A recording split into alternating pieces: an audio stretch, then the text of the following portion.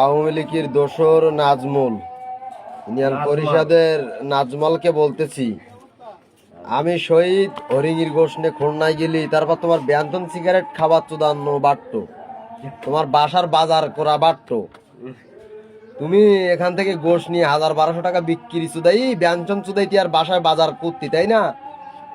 তারে সুদিস সওয়াল আজকে ৩-৪ বছরই গেছ, তুই আমার হকটা দিসনি কেন? খানকির ফোলা, তুই যদি বাজারে আসিস তা তোর কাছ থেকে আমার হক আমি বুঝি নেব।